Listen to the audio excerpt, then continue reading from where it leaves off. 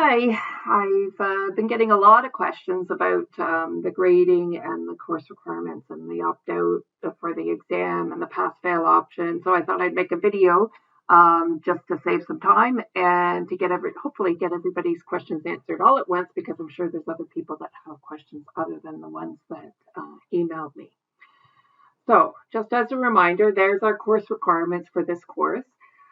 If you have done everything up until now, you've completed 60% of the course grade. So you've done the proposal and annotated bibliography at 20%, the rough draft and peer review process for 5%.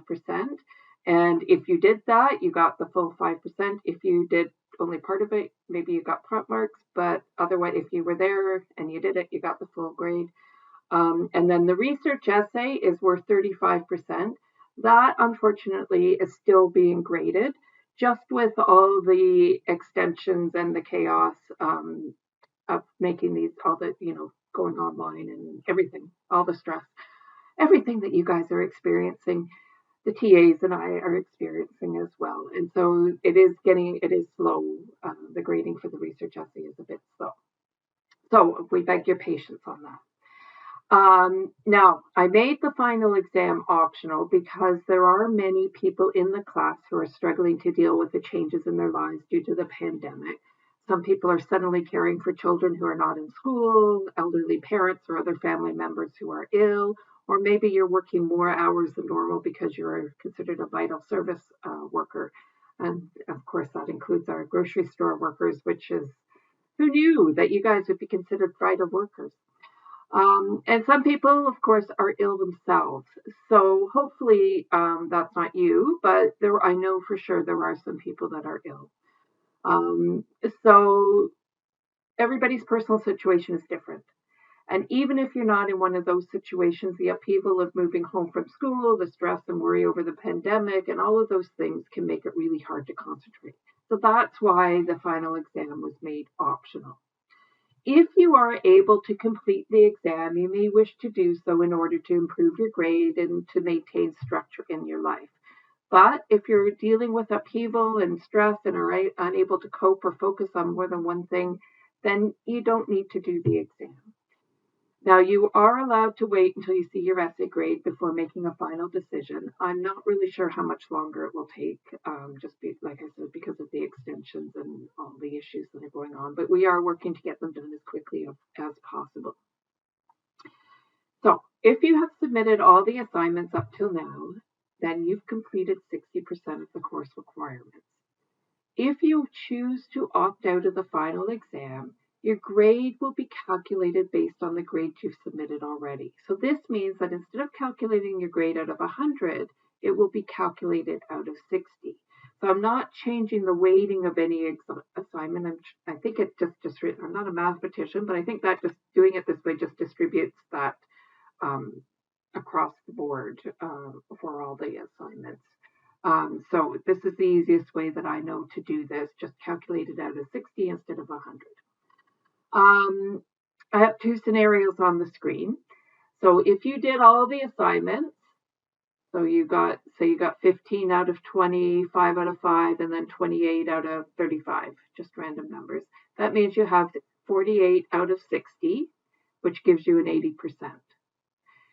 80%. If you do the exam, so that's 80% without the exam. If you do the exam with the exact same grades and then you get a grade for the exam, you would end up with about 83% with those exact same grades. Alternatively, if you did not do the peer review process, because that's the one that most people did not do, if they didn't do everything, you would end up with 43 out of 60 instead of 48 out of 60, which gives you a 72%. So still passing the grade, or passing the course. If you did the exam in that scenario, you could increase your grade to 78%. So this is just to show you that it is possible to pass the course not doing the exam. But if you're able to do the exam, then you can improve your grade. Okay. If you've looked at the exam questions, then you'll know that I have made every effort to ensure that the exam has a question for everyone. I have really tried hard to make it as fair as I possibly can so that each of you can demonstrate your learning to the best of your ability. As always, though, if you have questions, please let me know. The bottom line here is that you're able to do this exam. If you are able to do the exam without losing your sanity or becoming too stressed out, then it's in your interest to do so. If things are just too stressful to do the exam and you've done all the other assignments, you can still pass the course. If, however, your grades are wobbly and you're worried about passing the course if you don't do the exam, or even if you do the exam, then there is that pass-fail option that the university has offered.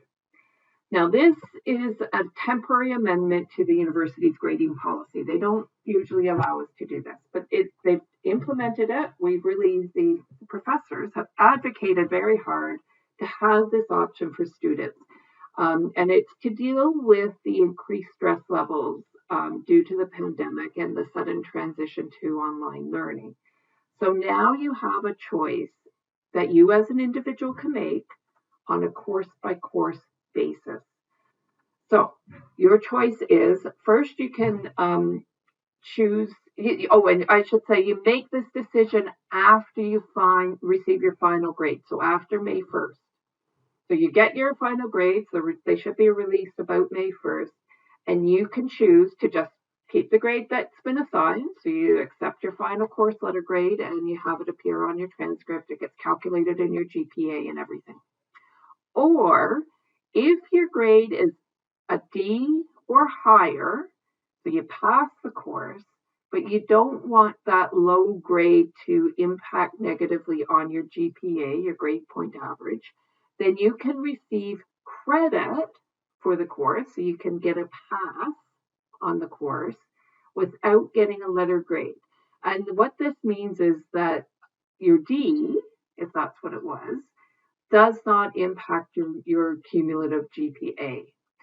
The key thing here is there'll be a form coming from the registrar's office, and you have to complete this form by May 6th.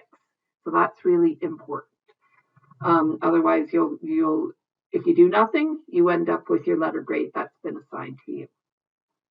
One of the key things, if you are in the position of needing to improve grades because your GPA is low, so you need to improve your grades so that you're not suspended or so that you're allowed to graduate. So if you need to meet your degree progression requirements, then the pass-fail option may not be for you. It's better in that case that you do complete all the course assignments to the best of your ability. So you need to be aware of that, and maybe you should consult with one of the academic advisors. The other key part to this new option is the fail option. Now, obviously, nobody's going to opt for a fail. So all this part does is if you do end up failing a course, the university will automatically withdraw you from the course. So that it means that on your transcript, you get a W that says you withdrew from the course, but there's no impact on your GPA. You don't get a fail, all of that stuff. Okay. So this is a really good thing for those of you who all of a sudden got sick and you haven't been able to do anything, or you haven't been able to communicate with your professors or something like that. This happens, surprisingly, especially in these big classes, where people all of a sudden disappear from class, or they never submit anything, or things like that. And those people would normally fail. So this means that in this scenario, you are automatically withdrawn from the course, and so you end up with a W instead of an F on your transcript, which is a good thing. So, like I said, if you suddenly get sick and you are unable to communicate with your professors and don't finish the assignments, then you can know that you're not going to be penalized by a fail grade on your transcript. I think those are the key things for this pass-fail option. There are some important notes. I think I've covered the main things here. So you can choose this pass option if you get a letter grade of D or higher. If you fail, you're automatically withdrawn from the course. You're not allowed to appeal a pass grade. So if you opt for this pass grade, you can't do appeals. And you do have to submit this form by May 6th in order to get this option. So those are the notes that are provided by the university. There's probably more information, or there may be more information on online, but I think that covers it. So hopefully that answers everybody's questions, and I'll look forward to seeing you online later today. Thank you.